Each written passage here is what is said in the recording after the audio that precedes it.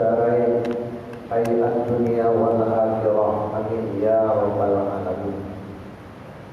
Al-Mukarram wal Muhtaram, para ulama, zuhama dan guru-guru agama serta para habaib di lingkungan Masjid As-Samadiyah yang selalu dirahmati oleh Allah. Bapak Ibu, majelis sholat subuh yang berbahagia,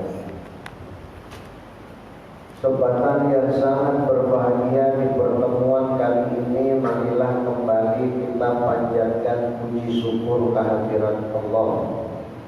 Kemudian kita sertai dengan sholawat kepada Rasulullah.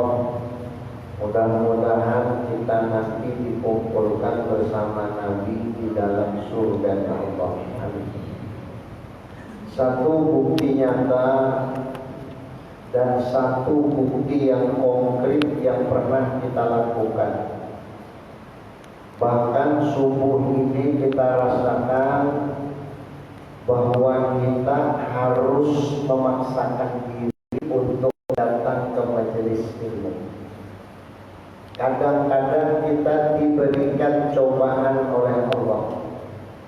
Kadang-kadang ketika apa dimintai bukti nyata oleh Allah.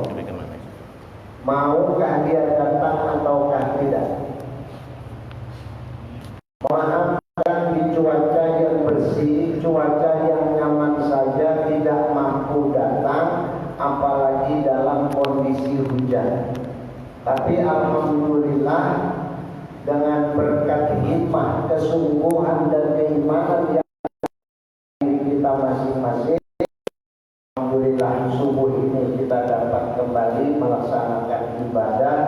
Mudah-mudahan ibadah kita ini membawa kebaikan di kehidupan kita yang akan datang. Amin. Hadirin sekalian yang dimuliakan oleh Allah, melanjutkan pengajian kita sampai pada bicara tentang hukum akal. Pada pertemuan lalu sudah dijelaskan bahwasanya hukum itu ada 3. Pertama hukum akal, yang kedua hukum adat, dan yang ketiga hukum syara'.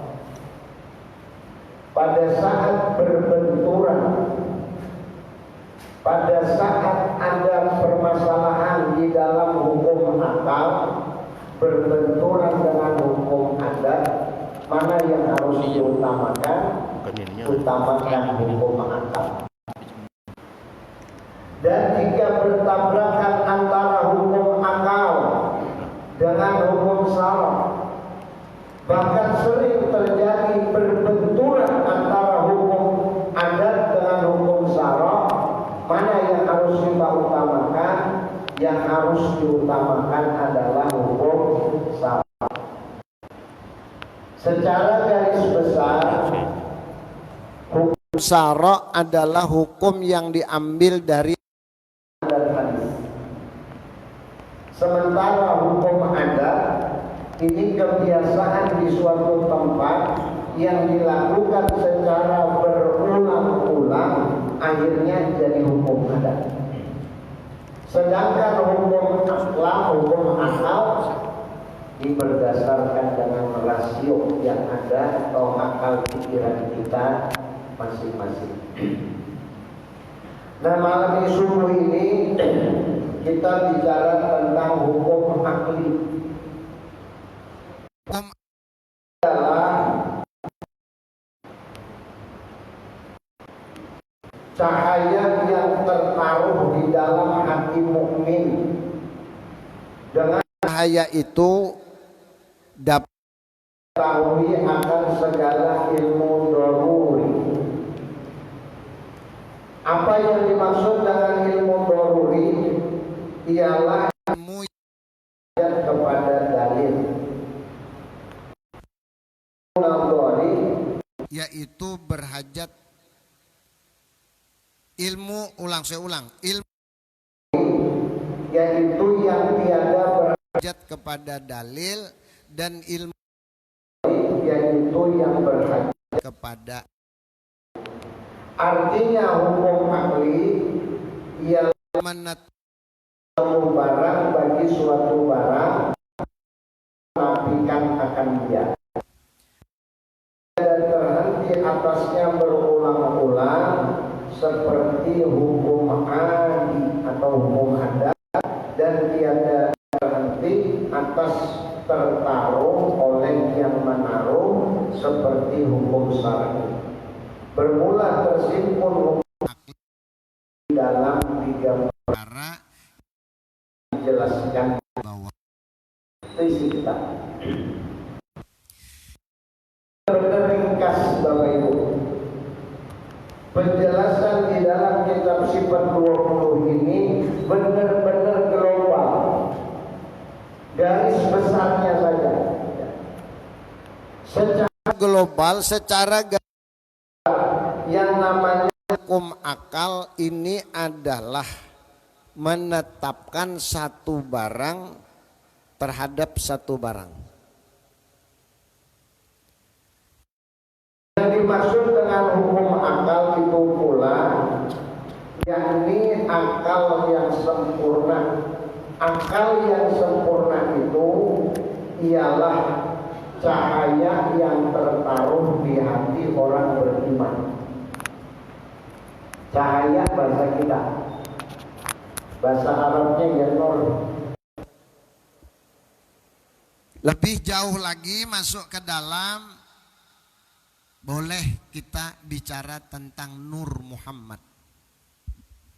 Namun bicara tentang perkara Nur Muhammad, jujur saya tidak terlalu berani Bapak Ibu. Khawatir keliru. Cuman dijelaskan di dalam kitab Sifat 20 ini, hukum akli yang sempurna ialah cahaya yang tertaruh di hati orang mukmin. Apabila ada cahaya ini di dalam hati orang yang beriman, dengan cahaya ini dia dapat memahami berbagai macam ilmu. Boleh juga kita katakan jika seandainya Allah tidak meletakkan nur di dalam tubuh manusia, jika seandainya Allah tidak memberikan cahaya tadi di dalam hatinya, mohon maaf, dia tidak akan pernah mampu memahami hal-hal agama, wabil khusus urusan akhirat. Ketika berbicara tentang perkara duniawiyah, bicara tentang usaha-usaha duniawiyah, akalnya panjang, tembus Pak, bahkan sampai ke atas langit. Ya. Saking kuatnya akal pikirannya, Allah berikan akal yang luar biasa. Allah taruh nur di dalam hatinya. Dengan nur yang dia punya, dia mampu menembus sampai langit. Di antaranya ada namanya Neil Armstrong, orang yang pertama sampai ke bulan. Ya. Awalnya dia hanya berpikir tentang perkara duniawiyah, bagaimana supaya dia bisa sampai ke bulan, lalu dengan berbagai macam usaha, upaya, perjuangan dan sebagainya, alhamdulillah dia sampai ke bulan. Mau bulan nang mana kah kada tahu juga ulun lah. Bujur kah bulan nang kita lihat itu toh kada kah? Cuman penjelasannya demikian. Ceritanya dia sampai ke bulan. Nah lalu sampainya di bulan, Masya Allah tabarakallah, Allah kasihkan nur di dalam hatinya. Allah letakkan cahaya di dalam hatinya, datang petunjuk Allah, ternyata dia mendengar suara adzan. Namun astronot-astronot yang lain, manusia-manusia lain yang pernah sampai berada di bulan, tidak pernah mendengar suara azan. Ya. Tapi Neil Armstrong Amerika, orang yang pertama-tama sampai ke bulan, ketika sampai di bulan dia mendengar suara azan. Akhirnya ketika pulang sampai di dunia, sampai di bumi, dia mendengar suara itu. Dikejarnya Pak. Dicarinya di mana nih suara datangnya? Ternyata dari tempat ibadah orang Islam. Datang dia ke suatu masjid, ketika dia mendatangi masjid, dia mendengar suara azan, dia mendengar suara seperti yang dia dengar ketika berada di bulan, timbul petunjuk Allah, datang taufik Allah, akhirnya dia mengucapkan 2 kalimah syahadat. Islamnya Pak. Nah, yang dimaksud dengan akli di dalam kitab Sifat 20 adalah nur, cahaya yang ditaruh oleh Allah pada hati orang beriman. Garis bawahi dulu. Orang beriman yang dapat nur tadi. Meskipun seluruh umat Nabi Muhammad, seluruh manusia di muka bumi semua memiliki nur itu. Dengan adanya nur Muhammad itulah ada kehidupan. Kalau seandainya tidak ada nur itu, tidak akan hidup manusia. Sebagaimana hadis qudsi mengatakan, laulaka ya Muhammad ma khalaqtul aflaq. Jika seandainya tidak karena engkau wahai Muhammad, tidak aku ciptakan alam semesta. Nah, jadi Allah ciptakan alam semesta disebabkan karena Rasulullah. Artinya dari nurnya Rasulullah terjadilah satu kehidupan. Nah, bicara tentang akal adalah nur yang ditaruh Allah di dalam hati orang beriman. Kemudian dengan nur itu, dengan cahaya itu dapatlah diketahui akan segala ilmu daruri, yaitu ilmu yang tiada berhajat kepada dalil. Sampai di situ dulu. Lah. Ini mun ulun jelaskan sampai tang hari udah tuntung nih pian. Lah, saking luasnya pembicaraan. Namun secara garis besar kita wajib memahami ketika Allah letakkan nur di dalam hati orang beriman, ketika Allah berikan cahaya di dalam hati orang beriman, maka orang beriman itu dapat memahami satu ilmu yang disebut dengan daruri. Apa yang dimaksud dengan ilmu daruri? Tidak lain tidak bukan ilmu yang tiada berhajat kepada dalil. Akal Pak. Makanya kena ke bawah kita wajib mengatakan bahwasanya Allah itu ada secara akal. Ya. Mampukah kita membuktikan, mampukah kita mengatakan secara akal bahwasanya Allah itu ada? Mampukah kita membuktikan dan kita meyakini mustahil kalau Allah itu tiada? Akal Pak. Kalau syara jelas ada dalil. Ada Al-Quran. Ada hadis. Tapi akalnya mau enggak? Akalnya mampu enggak dia menembus sampai ke sana? Akalnya mampu enggak dia mencerna bahwasanya Tuhan itu ada? Satu contoh sederhana, mohon maaf kita tidak menghina agama lain ya. Mohon maaf sekali lagi sih, tidak ada niat merendahkan, tidak ada. Allah katakan lam yalid walam yulad walam yakul lahu kufuwan ahad. Ini dalil Al-Quran. Allah katakan Tuhan itu tidak beranak dan mustahil kalau Tuhan diperanakan. Kadang mungkin Tuhan berisi abah, kadang mungkin Tuhan berisi anak. Amun Tuhan berisi anak cariakan cucunya. Amun Tuhan berisi abah siapa kayaknya? Kayak itu aja. Nah lalu akal kita ini harus digunakan melengkapi hukum syara. Mendukung hukum syara, Allah katakan, Rasulullah sampaikan di dalam Al-Quran dan hadis sudah dijelaskan yang mencerna akal kita Pak. Jangan sampai salah kita memahami tentang keberadaan Allah. Artinya akal kita harus mampu mencerna. Apabila akal ini terbit dari nur yang ditaruh Allah di hati orang beriman, niscaya dia paham ilmu daruri. Meskipun kada ada dalil Al-Quran hadis, pahaminya sudah. Jelaskah? Ini sebelum masuk sifat 20 Pak. Karena memahami sifat 20, memahami sifat yang wajib bagi Allah, mustahil bagi Allah, harus bagi Allah, dan wajib bagi Rasul, mustahil bagi Rasul, serta harus bagi Rasul, tetap digunakan akal kita untuk memahaminya. Orang kada bakal kada kawa. Bukan anak kan kada kawa masih.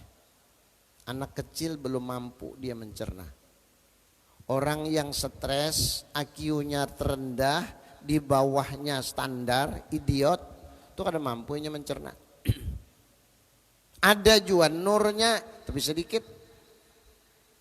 Ada orang yang diberikan oleh Allah nur, ada orang yang diberikan oleh Allah cahaya di dalam hatinya, namun dia tidak beriman. Ada. Bahkan ada yang beriman, saking tingginya IQ-nya, salah dia memaham. Pernah ulun temukan pada tahun tahun 1982 Pak, di Martapura, kesananya arah ke hulu sungai, tepatnya di daerah Istanbul. Nah, ada lagi daerah Sungkai. Ada seseorang saking tingginya IQ-nya, saking pinter pemahamannya, kelewatan. Ya. Akhirnya dipanggil orang ini ke Darussalam. Situ dipertanyai. Karena ini meresahkan umat. Ya. Akhirnya ulama-ulama termasuk almarhum Kiai Haji Muhdar. Lu ingat? Kiai Haji Muhammad Rasyad masih ada pada saat itu. Kiai Haji Sarwani Kastan, sepupu Abah Guru. Nah, yang menginterogasinya ini. Akhirnya dinyatakan dia bersalah dan dia harus tobat. Kenapa dikatakan begitu? Karena dia memahami tentang ketuhanan keliru. Keliru dia. Dia sudah tidak sholat.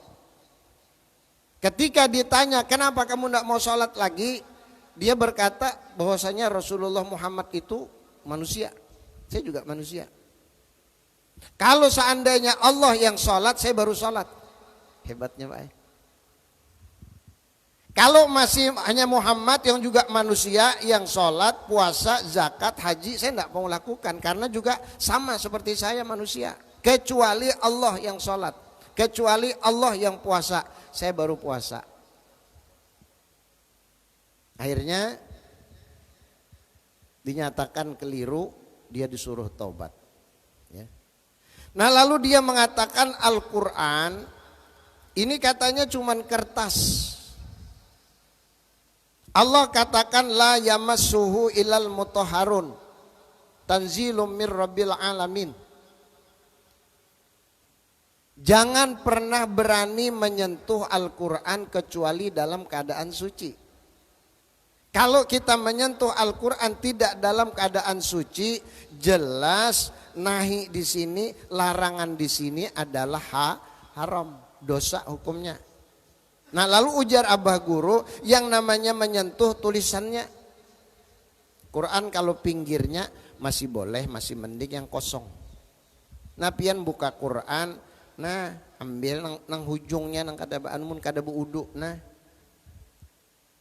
hakikatnya yang namanya Al-Quran tulisannya, ya. Jangan mencapai tulisannya. Haram hukumnya bila kita kada suci, junub, haid, nifas, wiladah. Kita sebutin aja nah junub aja. Atau kita batal, ya, hadas kecil atau hadas besar. Berarti tidak suci. Jangan pernah berani-berani menyentuh Al-Quran, apalagi membawa. Ya. Yamassuhu saja sudah tidak boleh, apalagi membawa. Anak-anak yang sedang menghafal Al-Quran, saya minta tolong jangan pernah tidak berwudu. Khawatir hafalan hilang. Ya. Harus dalam keadaan suci. Pertama menghormati Al-Quran, yang kedua Allah memang katakan demikian, la yamassuhu illal mutahharun, jangan pernah menyentuh Al-Quran kecuali suci. Kalau kita sudah dalam keadaan suci dari hadas besar, suci dari hadas kecil, silahkan sentuh, silahkan baca, silahkan bawa. Membawanya pun sekali lagi harus dengan penghormatan. Rasulullah katakan, man tarakal hurmat tuhramul barakat. Barang siapa yang meninggalkan kehormatan, ditegah Allah berkahnya. Nah lalu orang yang saya maksud tadi, dia mengatakan bahwasanya Al-Quran itu bukan yang ini, bukan. Dia katakan bahwa ini cuman kertas ditulisi tinta. Yang namanya Al-Quran, kata Guru Sukri, Kiai Haji Muhammad Sukri Unus, masih hidup beliau, Guru Ulun di Darussalam. Beliau yang mengarang, menyusun apa itu? Is'abut Tolibin. Beliau yang menyusun. Banyak buku-buku yang diajarkan di pondok pesantren susunan beliau. Nah lalu kata beliau, Quran nang mana? Menurut Ikam Quran tuh nang mana? Jarnya nang namanya Al-Quran nih nang kita ucapkan nang keluar. Bismillahirrahmanirrahim. Nang keluar tuh jarnya Quran itu nang kada boleh disentuh, kada kau disentuh. Dia menyatakan yang namanya Al-Quran yang keluar dari mulut, bukan ini. Sehingga terjadi di Tanah Merah, daerah Istanbul, daerah kesana dari Istanbul, para pengaron Tanah Merah, Al-Quran didudukinya, Al-Quran dikamihinya apa ya? Pernah terjadi Martapura tahun 70 sekian ya, pernah terjadi. Kenapa? Karena dia menganggap bahwasanya mushaf itu bukan Al-Quran. Padahal kita yakin bahwasanya mushaf atau rasam Utsmani yang ditulis oleh Zaid bin Sabit atas perintah Sayyidina Utsman radhiyallahu an, itu adalah Al-Quran yang tidak boleh disentuh kecuali dalam keadaan suci. Jelas Bapak Ibu ya. Kembali kepada perkara hukum akal. Nah jadi sekali lagi hukum akal, yakni hukum akal yang sempurna, ialah cahaya yang tertaruh di hati mukmin. Dengan cahaya itu dapat diketahui akan segala ilmu daruri, yaitu ilmu yang tiada berhajat kepada dalil. Dan ilmu nadhari, yaitu yang berhajat kepada dalil. Kalau ada dalil enak. Ada satu hukum yang diperlukan dalil, ada juga hukum yang tidak memerlukan dalil. Ya. Akal yang menentukan. Kalau yang memerlukan dalil, tidak boleh kita menentukan sesuatu atau menentukan hukum tanpa adanya dalil. Tapi bicara tentang perkara hukum akal, ada kalanya perlu dalil, ada kalanya tidak. Ya, ada kalanya tidak. Lanjut dulu supaya paham di bawahnya. Dan artinya hukum akli ialah menetapkan suatu barang bagi suatu barang atau menafikannya padanya. Hukum ini menetapkan keadaan satu barang terhadap satu barang. Ini boleh kada? Ini halal kada? Ini bahaya kada? Kalau kita kerjakan kira-kira ini bermasalah atau tidak? Akal mencerna. Kalau akal kita memahami bahwasanya ini membahayakan kita, ya jangan dikerjakan. Kenapa sampai kita mampu memahami tentang hal itu? Karena kita melihat waktu sebelumnya, pengalaman sudah ada. Atau melihat orang. Contoh sederhana nang paling nyaman, pian na berjalan di jembatan di titian. Titiannya ini biar dijajak nah bergoyang. Ada nang wani mencoba akan dapuk tegugur. Pian nang di belakang ayo mikirakan. Perlu dalil kada? Kada perlu dalil. Karena melihat bilanya aku berjalan bisa kayaknya juga gugur juga nih. Tapi bisa juga kada. Tergantung usahanya. Akal baik. Sudah melihat nang nyata sudah bertiga ketaplukan gugur, seorang anak juga mencoba lah, nyata bunuh diri ngarannya. Jadi ini tidak memerlukan dalil, akal kita mampu memaham. Kenapa? Karena melihat. Akal mencerna karena melihat, karena mendengar, mungkin karena mencium atau merasakan. Kada perlu dalil, amun nang nyata nang lain sudah bilang parak seteko banyu kada hilang juga padasnya. Hendak jorong memakan lah padas kah kada kah ngeramput ngarannya betakun pulang. Sudah nyata-nyata kawan tehingu-hingus sudah. Seorang umpat juga menculit nah, maka seorang kada kutuju makan pedas. Imbahnya menculit nyata sudah tehingus juga. Kada perlu dalil. Karena ada bukti. Jadi akal dapat memaham. Itu namanya doruri. Ya. Banyak contoh lain. Nah jadi yang namanya akal sekali lagi menetapkan sesuatu terhadap sesuatu. Adapun kitab sifat 20 ini berbicara tentang keberadaan Allah. Tentang keberadaan Allah. Baik. Kita ini harus yakin, harus paham, mampu mencerna secara akal bahwasanya Allah itu ada. Nanti pembicaraannya di bawah ya.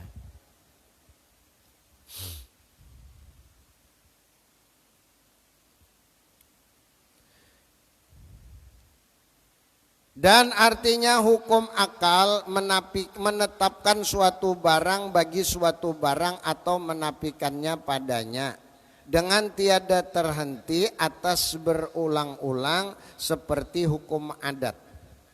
Jadi yang namanya akal ini menetapkan tidak perlu dilakukan berulang-ulang, tidak perlu ya. Sekalipun kita melihat cukup sudah. Kau sudah mencerna. Tidak seperti hukum adat. Kalau hukum adat apabila dilakukan berulang-ulang, banyak yang melakukan, insya Allah jadi hukum, namanya hukum adat. Bila awal tahun atau ini parak sudah nah.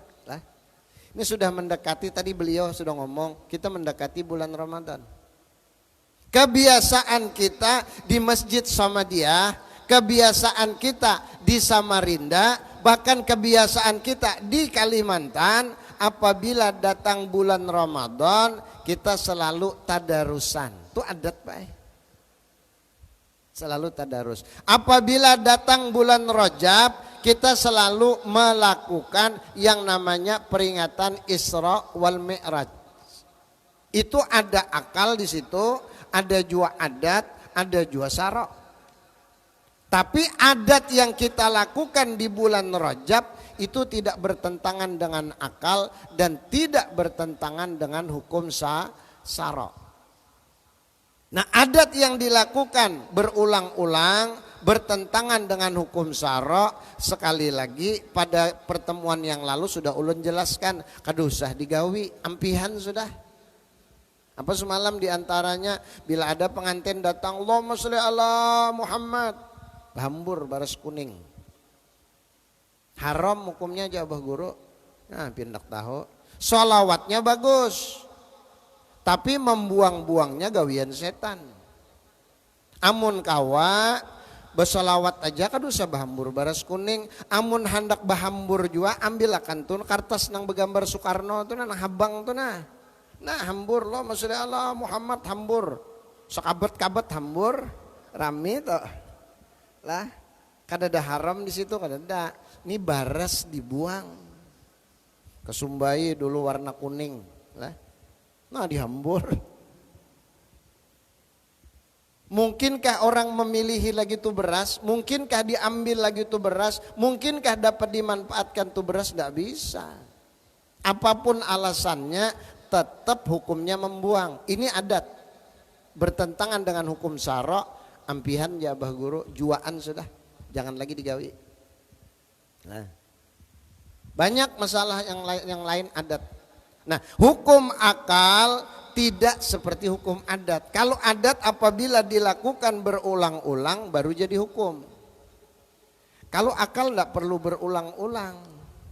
Sekali melihat cukup sudah. Contoh, pian ini nah, masing-masing memegang jeruk, ya. Jeruk ini kita belum merasakan maniskah, masamkah. Tapi kada perlu pian merasai, akal pun pian belum merasai, pasti tahu. Kenapa? Melihat kawan takarusum muha. Ya kah? Melihat kawan babaya memakan sebuting hanyar menjilat takarusum muhanya sudah nyata masam. Biar kita kada merasai. Tidak perlu dilakukan berulang-ulang. Ini takarusum muha nang itu kada berarti ini manis nih. Tapi kalau barangnya itu juga ketika dia merasakan mukanya berubah, ini merasakan berubah, tidak perlu 3 orang, 1 cukup dah kita menentukan bahwa itu rasanya kecut. Jelaskah? Akal Pak. Lanjut lagi nah. Dan tiada terhenti atas tertaruh oleh yang menaruh seperti hukum syar'i. Hukum syara Allah tentukan. Hukum syara Nabi contohkan. Kalau sudah ditentukan Allah, dicontohkan oleh Rasulullah, jangan pernah kita menyalahinya. Contoh, Nabi sembahyang, kita sembahyang juga. Karena kita umat Nabi Muhammad. Bila kada sembahyang, lain umat Nabi Muhammad. Lah. Bila kita menyalahi aturan yang sudah diletakkan Allah, apabila kita menyalahi aturan yang sudah dicontohkan oleh Rasulullah, naudzubillah kalau kita jadi manusia yang kufur. Bukan kafir loh ya, kufur. Ini ada kufur, ada kofar, ada kafir. Siapa manusia yang kufur nih? Yang kufur nikmat. Ya, kufur nikmat tuh banyak Pak. Dalilnya la in syakartum la azidannakum wa la in kafartum inna azabi lasyadid. Orang beriman kalau dia mensyukuri nikmat dengan melakukan ibadah, ditambah Allah nikmat yang lain yang lebih baik bahkan lebih banyak. Tapi kalau dia mengingkari nikmat Allah, kufur nikmat, makanya ajabnya pedih. Mana contohnya? Islam tapi kada sembahyang. Tahu dia bahwasanya sholat adalah pekerjaan orang Islam. Dia tahu bahwasanya sholat dicontohkan oleh Rasulullah. Bahkan dia sering mendengar apabila tidak sholat sanksinya berat. Kenapa kada digawinya? Nih nang di dalam kada kuat. Keimanannya masih tipis. Kenapa jadi tipis? Makin lawas makin tipis, makin lawas makin tipis. Kenapa? Inya kada sing sembahyangan banyak aja bisi duit. Nah, ayo. Nah, akal nang mencernanya, lain hati, bukan iman, bukan. Kalau dia mencerna dengan keimanan, sholat tidak sholat, bisa kaya raya? Nggak bisa. Ya. Orang beriman dia sholat bukan karena untuk kaya. Orang beriman melakukan ibadah, melaksanakan perintah Allah bukan dia minta sesuatu, tapi dia ikhlas melaksanakan karena Allah. Ridho yang dia tuntut adalah ridho Allah. Tidak ada yang lain, tidak ada. Kalau pangnya sembahyang supaya surga ada, supaya terlepas dari azab neraka ada, Dia sholat bukan karena untuk kaya, bukan. Dia sholat karena melaksanakan perintah Allah dan mencontoh Rasulullah. Ketika dia tidak melakukan, kupur dia. Kupur dia. Kalau imam yang keras madahkan kafir, Pak. Imam yang keras madahkan kafir. Anggap aja lah kupur ya. Orang kupur ini nantinya, mohon maaf, dia diletakkan di neraka pertama. Neraka kan ada 8 ya. Neraka ada 7. Neraka ada 7. Kalau surga 8. Nah, kalau neraka 7 kan kayak itu nah. Nah, jadi masuknya nyaman. Kalau 8 saling membuka dulu, hanya kau masuk. Gitu tuh, ada usaha. Nah, mangkatnya masuk. Jadi kalau orang yang kupur tadi, kupur nikmat, ini mungkin neraka yang di atas. Ya. Tapi bagi mereka yang kafir, terutama yang bukan Islam, menurut ketentuan Al-Quran, letaknya di jahanam. Tahukah sampean jahanam? Paling di bawah. Kalau sudah masuk jahanam berat sudah keluarnya, tidak mungkin keluar. Kenapa? Karena orang yang dilempar ke neraka jahanam hari ini dilempar 70 tahun baru nyampe. Ya. Baru nyampe ke dalamnya, ke jahanam itu dilempar 70 tahun baru nyampe. Coba, saking jauhnya.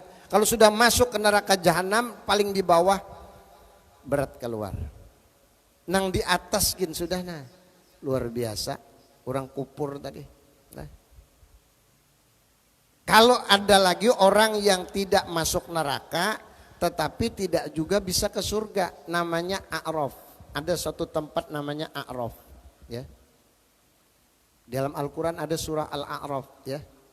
Al-A'raf ini adalah satu tempat di mana nantinya ada manusia umat Nabi Muhammad yang berada di situ. Kenapa?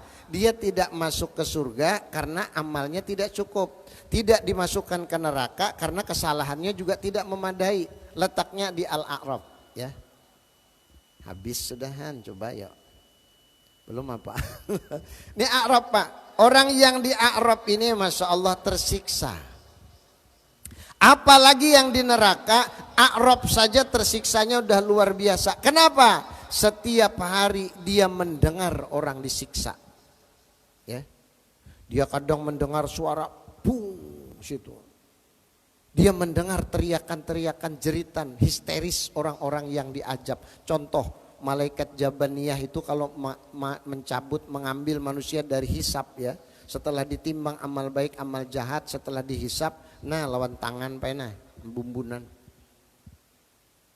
Kalau kita membayangkan raksasa, manusia yang besar, nah di dahi ambilnya nah sini nah, cap angkatnya, cup culupnya, nah culupnya ke dalam neraka, nang di atas tadi, nah cap nih, nah. Maka berapa nih? 1 detik. Perhitungan hari di dunia 45 tahun. Coba biar. 1 detik di neraka sama dengan 45 tahun. Kenapa? Karena 1000 tahun Pak, dalam sehari sama dengan 1000 tahun. Dalam sehari semalam sama 1000 tahun. Nah ajarnya cap, nah culupnya. Begitu diangkat tinggal tengkorak Pak. Dijadikan Allah sempurna lagi, celup lagi. Angkat lagi, sudah tinggal tengkorak, dijadikan lagi, celup lagi. Supaya apa? Supaya dia merasakan terus siksa itu. Jangankan yang di neraka, yang di Al-A'raf, yang tidak masuk neraka, tidak masuk ke dalam surga, dia mendengar jeritan-jeritan orang yang berada di dalam siksaan. Khawatir terus ini Pak. Apalagi nang di dalam kubur, nang disiksa. Jangan pernah kita berani membayangkan, jangan pernah berani mencoba. Makanya saya bilang akal kita harus mampu mencerna bagaimana supaya kita tidak masuk neraka. Nah caranya nah. Jangan ada lagi rasa koler, jangan. Ulun mengira tadi manusianya kadada bae karena hujan. Alhamdulillah nah luar biasa. Nah. Jangan ada penghalang kalau kita mau menuntut ilmu. Jangan pernah ada kata malas, jangan ada kata terlambat. Sebab kalau kita berada di Al-A'raf saja sudah rugi, apalagi kita berada di dalam neraka. Kita berharap dengan hadir di majelis seperti ini, kita nanti bersama-sama di dalam surganya Allah. Amin. Ya Rabbal Alamin. Yang terakhir,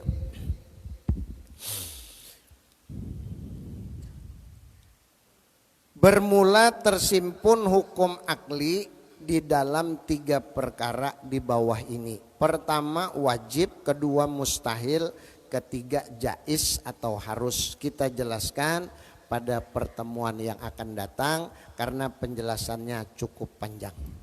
Nah untuk itu kepada Bapak Ibu yang hadir saya kasih kesempatan 1 orang. Mungkin siapa tahu ada yang mau bertanya, dengan segala hormat ulun persilahkan. Ulun minta waktu 2 menit aja ya. Kali ada yang mau tanya, silakan. Ya, silakan. Itu ada mic-nya.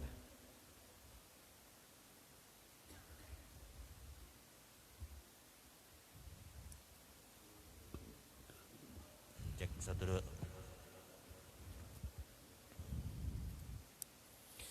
Alhamdulillah. Bismillahirrahmanirrahim. Assalamualaikum warahmatullahi wabarakatuh. Waalaikumsalam warahmatullahi wabarakatuh. Minum dulu. Ini ulun dapat akun guru. Oke. Masalah sembahyang sunat qabliyah dengan ba'diyah gitu guru. Kapan kita melakukannya? Kapan ayat-ayatnya itu dibaca? Apa dibaca itu? Salat qabliyah dan ba'diyah ya. Sunatnya itu sunat. Okay. Jadi kita mengerjakannya waktu johor kah atau semua waktu kita sholat itu? 5 waktu itu nah. Di waktu-waktunya itu. Baik. Bentuk surah-surahnya kalau bisa guru, biar jelas sedikit. Itu kan? Nggih, itu aja. Nggih. Baik. Makasih. Assalamualaikum warahmatullahi wabarakatuh. Yang namanya qobliyah dan ba'diyah itu kita kenal dengan rawatib. Arti sholat sunat rawatib adalah sholat sunat yang mengiringi sholat fardu. Baik sebelum atau sesudah. Kalau sebelum namanya qobliyah, kalau sesudah namanya ba'diyah. Ya. Nah lalu ditanyakan apa saja yang ada rawatib itu sebelum subuh, ya. Kemudian sebelum johor dan sesudah johor. Kemudian sebelum asar. Ada lagi sebelum maghrib dan sesudah maghrib. Ada lagi sebelum isya dan sesudah isya. Jadi ada 8. Yang 8 ini ada yang sunat muakkad, ada yang ghairu muakkad. Ada yang sunat ab'ad, ada yang sunat hayat. Kalau tergolong ab'ad atau muakkad ini penting, pahalanya ganal. Kalau yang namanya hayat atau ghairu muakkad terkurang pahalanya lah. Nah yang perlu digarisbawahi, mohon maaf, ada di dalam sholat waktu kita sehari semalam ada namanya waktu tahrim, waktu yang diharamkan sholat, yaitu sesudah subuh sampai masuk waktu isyraq nih nah. Lah tadi nah kita sembahyang subuh, imba tuntung sembahyang subuh itu kada boleh lagi kita sembahyang sunat rawatib. Karena kenapa? Kadada ba'diyah. Kenapa jadi subuh tidak ada ba'diyah? Karena ada waktu tahrim, haram hukumnya sembahyang. Jadi jangan piraga parajinnya, imba tuntung sembahyang subuh nyunat ba'diyah, tahu akan orang lah.